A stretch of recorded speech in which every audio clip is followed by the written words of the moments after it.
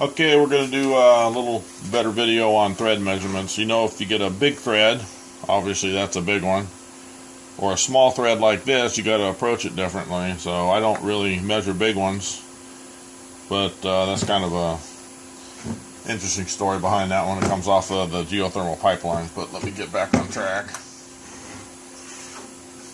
Most of you notice I got a whole bunch of these gauges. That's because they get lost and you can't find them, so you always need more, and they're not that expensive. But these, you can measure the different pitches to make sure you got the right thread pitch. Wrong thread pitch doesn't work. You got metric and standard. I pulled one out, that's a 20. And how these work is you'll lay it into the threads. Let me get it here.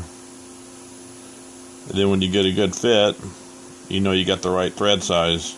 You can look at it with your little magnifying glass or whatever. If it's the wrong pitch, it won't quite see it all the way. Let's try it with the metal one, or the stainless one here. See which one shows up better. And you can measure your thread so you know where you're at. Okay, that's what these guys are for, and they're pretty handy. A lot of common cheapo things out there like these guys, where you got the different thread pitches around the sides that you can measure if you're laying it up on something. And you can also measure your diameters. Let's see with that one here, looking for the,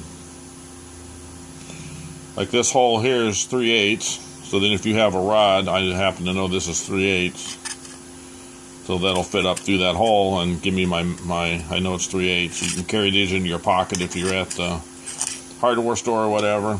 And I bought these and I don't think I've ever used them. Here's another one where you got your metric on one side and you got a visual of what the thread pitches are to lay your bolt over it and try to line up the thread. So that's not really the greatest. You got a little caliper plastic thingy here that's kind of a, well, you know what. Then you got standard on the other side. So since I know this is the 20, it would line up with the 20 here. And then you got your little ruler, and then you can measure your diameters and see what size it is, and that'll come across and go to 3/8 for me. Not real accurate, but cheap. I showed this in the other video where you can measure your different hole sizes. So let's see where 3/8 is. So this fits 3/8 again. Okay, now you get a little more fancy. You have called no-go gauges. So if I have a thread,